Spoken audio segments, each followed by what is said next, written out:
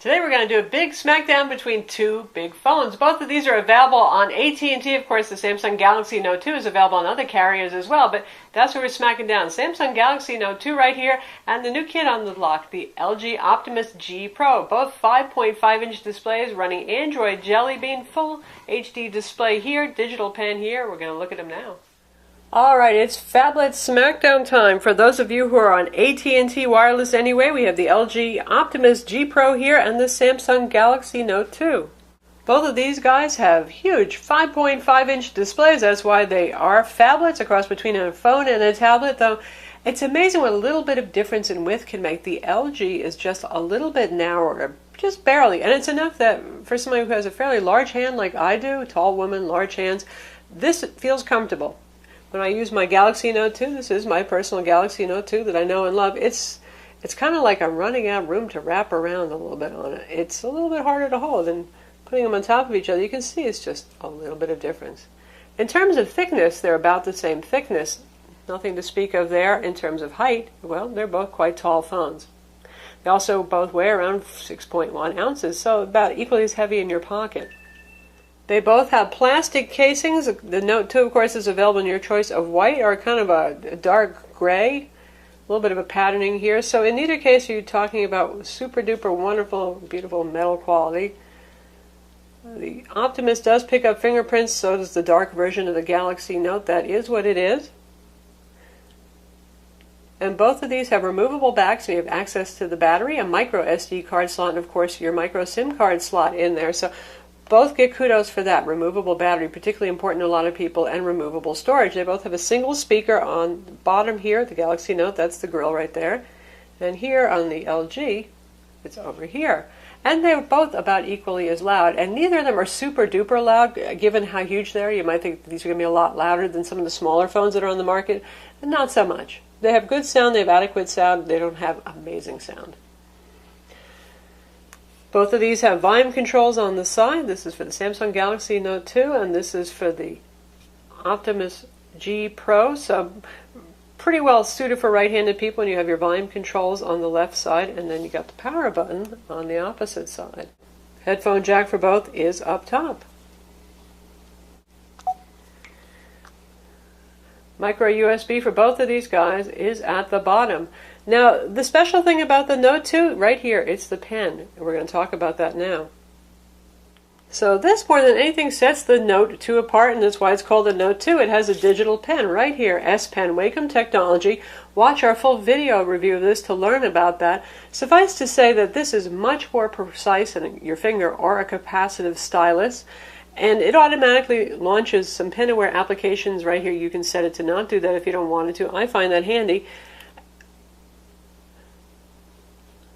So what you get here is writing just like on a piece of paper. Nice, thin, precise looking writing. Pressure sensitivity also has palm rejection, so you can lean your hand on the big screen while you're doing it. So for those of you who are note takers, if you're artists and you want to draw on this, if you need to do diagrams, equations, all of that stuff, the Note 2 is for you regardless of anything wonderful that you might see in the Optimus G Pro. That said, I think a lot of people buy the Note 2 and they don't really use the pen. They just want the biggest display they can get on an Android phone. And in that case, you'd say, well, why am I paying the extra money for this pen that's right here that I'm never going to use? Continue watching and check out the Optimus G Pro. Speaking of money, there's a $100 difference in price. The Galaxy Note 2 has been $299 on contract since it came out in December, and it has not dropped in price. And that's for the 16 gig model. The Optimus G Pro is only $199, and that has 32 gigs of storage. And there's a $100 difference in retail pricing, too, if you're going to buy off contract. $549 for the Optimus G Pro, $649 for the Samsung Galaxy Note 2. When it comes to display quality, very different technologies here, and it's really going to depend on what you like. Some people are real fans of Super AMOLED displays that Samsung makes and uses. They've been, shall we say, weaned on those. You get better than life colors. There's always super duper color saturation. And you can see the difference right here. Particularly the reds do pop a lot on Super AMOLED displays. So the orange hood of this BMW Z4 looks really, really zingy. The IPS display on the Optimus G Pro, though, for those who like more natural colors, wow, it is a really nice display. A little bit of a cool color cast, but It looks really good. Blacks are deep. Of course, Super AMOLED, you get the deepest, inkiest of blacks in the world. Also very good on the G Pro for a IPS display. I have to say it's about as nice as you're going to get. Right up there with the HTC One. And when it comes to white, Super AMOLEDs have a bit more of a problem. They generally don't run at a high brightness to save power because they use a little more power. So you're going to get whiter whites and blacker text. For those of you who read ebooks, it's going to be in favor of the Optimus G Pro. Also, the biggest difference, you're looking at 1280 by 720 resolution on the Note 2. And that was just fine when it came out in December, but already we're seeing full HD phones, and that's exactly what the Optimus G is. You're looking at 1920 by 1080 pixels, so 400 ppi versus 264 here on the Note 2. That means things look a lot finer, a lot sharper. Now that depends on how good your eyes are. I mean, you're looking at this picture here, both of these, a very lovely picture, nice sharp picture. Looks good on both of them, but for those who have really good eyes, you're going to notice the difference mostly and particularly on text. You'll see some staircasing. So now we have the web browser open to one of our reviews, and you can see what you got on screen here. It's about the same because it does some scaling. So right now, one thing you can see is the whites are a little bit, have a blue cast here on the Samsung Galaxy Note 2. The picture has more saturation though here in our photo of the HTC One. You can see better color saturation, but more fine detail available on the Optimus. Again, to a certain extent, it's going to be depending on what you like better. In terms of text clarity, we're pretty zoomed out now. Let's see if I can hold both of these really big guys and get them zoomed comparably. And you can see right here that the text is a bit sharper on the Optimus, and also the whites are a bit whiter. Though I would say that this is not a wildly bright display in the Optimus G Pro, but still, when it comes to reading, if you do a lot of that, keep it in mind. The Optimus G Pro is a good pick right there.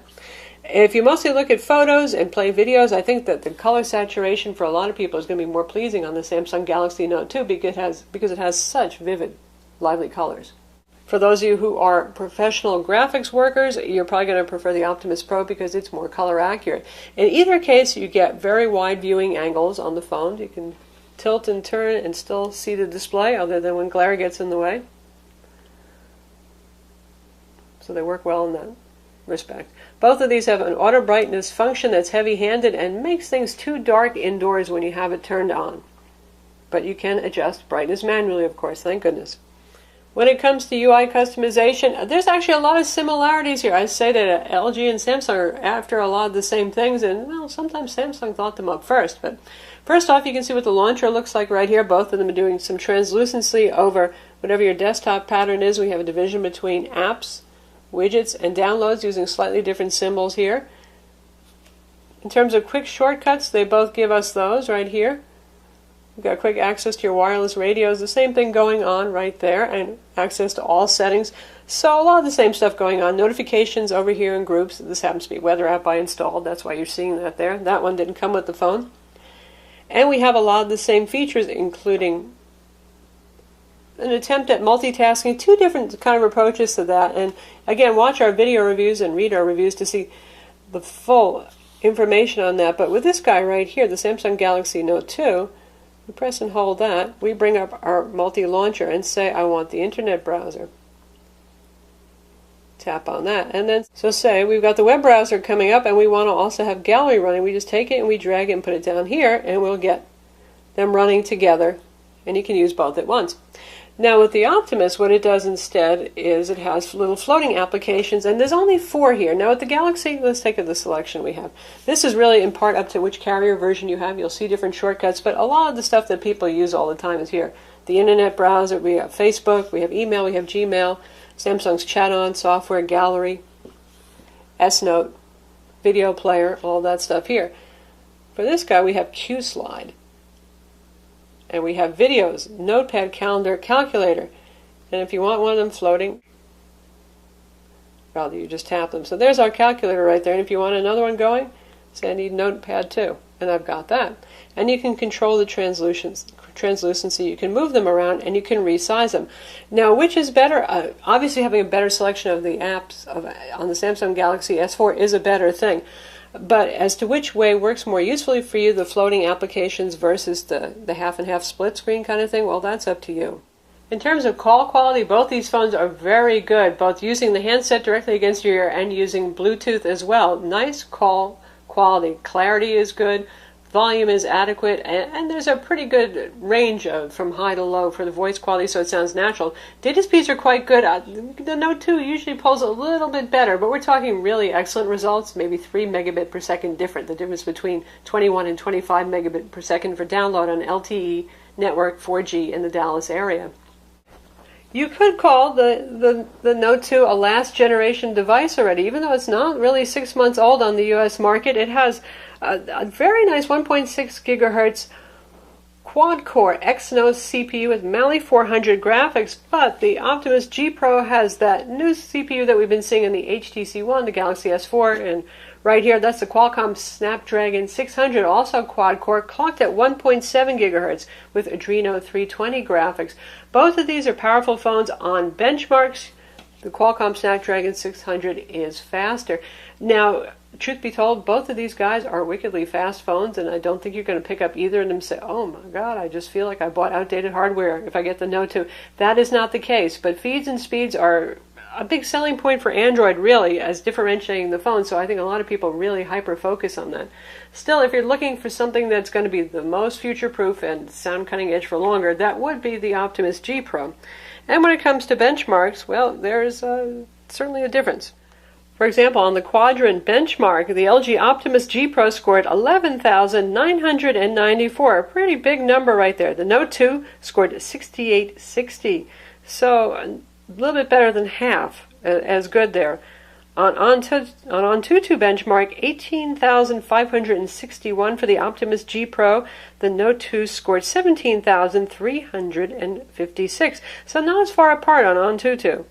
GL benchmark 2.7, the Egypt HD 2.5 test, we got 17 frames per second on and off screen for the Galaxy Note 2 versus 29 and 28 frames per second for the Optimus G Pro, so significantly faster there. When it comes to Sun Spider, where lower numbers are better, that measures JavaScript performance in the web browser, 867 for the Optimus G Pro, and on the Note 2 we got 1052. So both are very good, but the Optimus G Pro is on paper certainly going to be the winner. In terms of which feels faster, they're actually both pretty responsive phones, especially considering how heavily skinned they are. The UI just responds quickly enough, it goes home fast enough, and if we do the same things on the Galaxy, it's going to zip along just fine as well.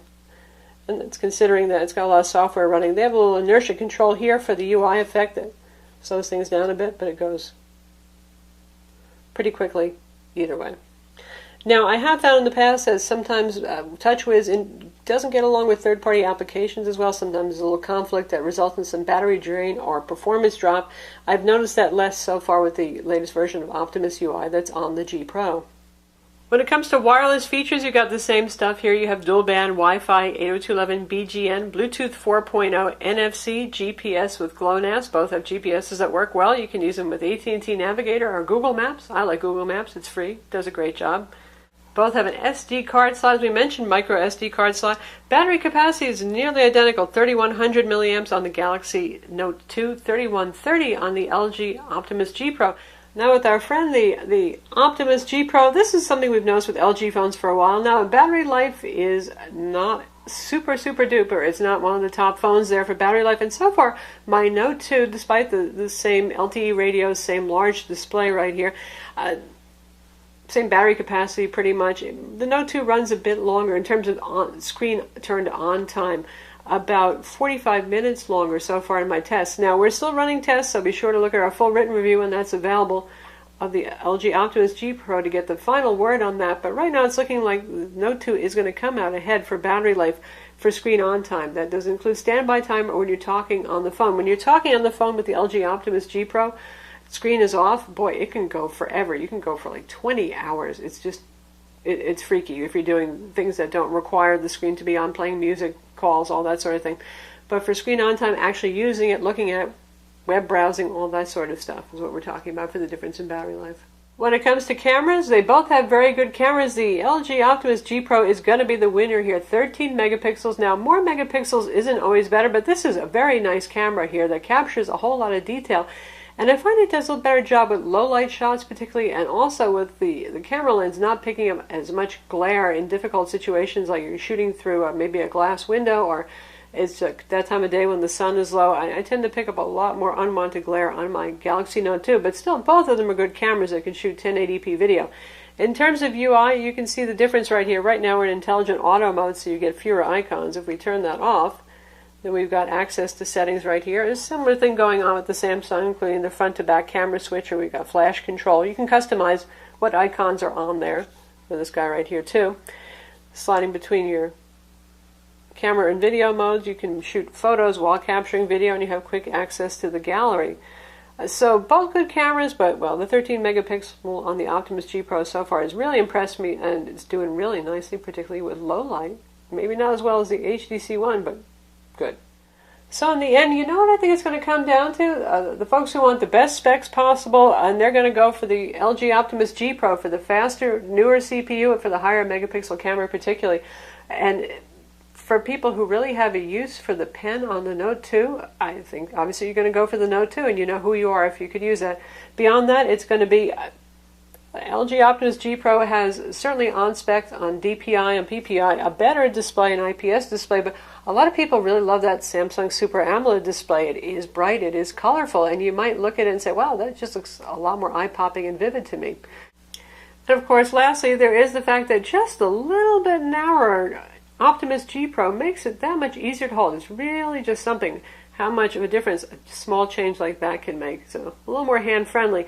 Again, neither of these phones are for people with small hands, regardless of your gender. If you have small hands, you're probably going to find either of these uncomfortable. Also, for those of you who wear clothes with small pockets, well, these are real pocket busters, both of them.